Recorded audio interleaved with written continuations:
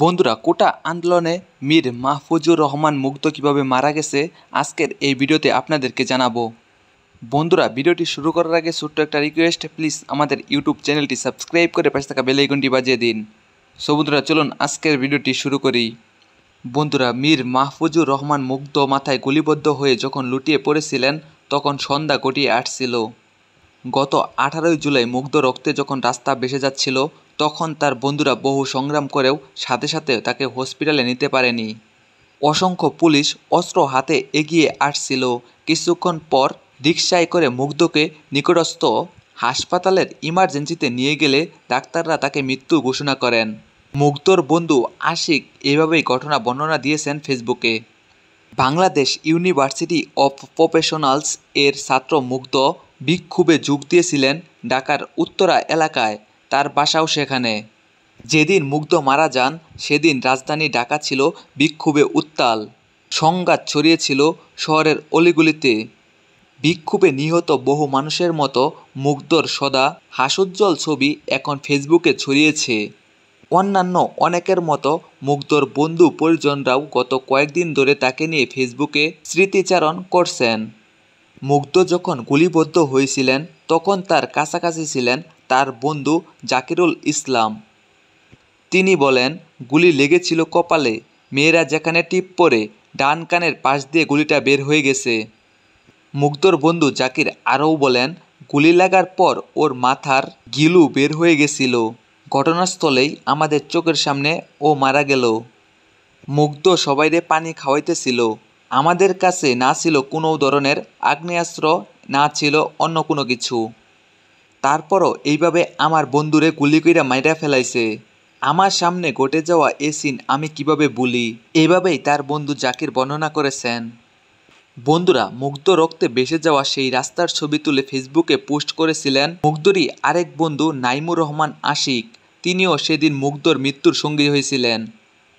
সেদিনের ঘটনা বর্ণনা করে আশিক লিখেছেন যে তিনি মুগ্ধ ও তাদের বন্ধু জাকির আন্দোলনের মাঝেই একটু বিশ্রাম নেওয়ার জন্য রোড ডিভাইডারের উপর বসেছিলেন।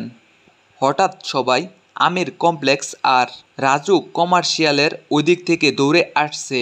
আমরা দেখলাম, কিছুটা ধীরগতিতেই উঠব বললাম। 2-3 সেকেন্ড পর মুগ্ধর পায়ের উপরে হাত রেখে বললাম, চল দৌড় দেই।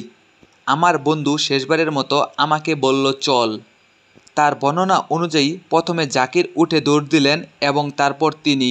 কিন্তু 3 থেকে 4 কদম যাওয়ার পর আমার সামনেই জাকিরকে দেখছি দৌড়াচ্ছে, কিন্তু আমার পাশে মুগ্ধ নেই।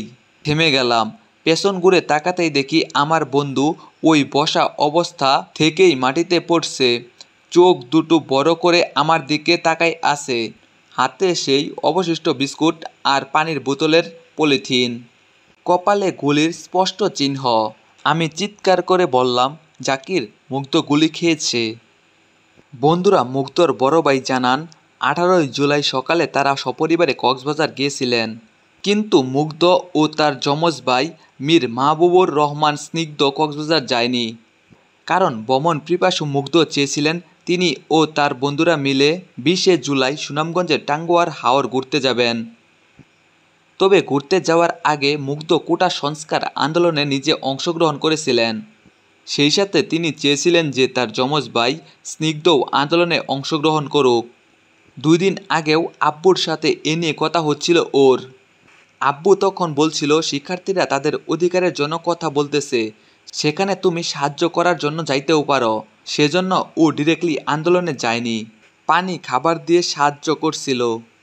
মিস্টার দীপ্ত জানান, সন্ধ্যা 6:30 নাগাদ তিনি মুগ্ধর মৃত্যুর খবর পান। তারপর সপরিবারে ওই দিনই ঢাকার ফেরার চেষ্টা করলেও ব্যর্থ হন, কারণ ওই দিন সন্ধ্যার পর কোনো ফ্লাইট ছিল না। আর সড়ক পথে এলেও অনেকটা সময় লেগে যেত, যা তাদের জন্য বড় দখল হয়ে যেত। পরে তারা পরদিন ভোরে ফ্লাইটে ঢাকায় ফেরেন। বন্ধুরা, মীর মাহফুজুর রহমান মুগ্ধ 2023 সালে খুলনা বিশ্ববিদ্যালয় থেকে গণিতে স্নাতক ডিগ্রি অর্জন করেন। তারপর তিনি গত মার্চে ভর্তি হন বাংলাদেশ ইউনিভার্সিটি অফ প্রফেশনালসে। বন্ধুরা, আজকের ভিডিওটি এই পর্যন্তই। আজকের ভিডিওতে কোনো লাইক কমেন্ট চাবো না। আপনাদের কাছে শুধু একটি রিকোয়েস্ট করব, আপনারা সবাই মুগ্ধর জন্য দোয়া করেন এবং যারা এই কোটা আন্দোলনে শহীদ হয়েছে তাদের সকলের জন্য দোয়া করেন। মহান আল্লাহ তাআলা যেন তাদের সকলকে জান্নাতবাসী করেন। আমিন।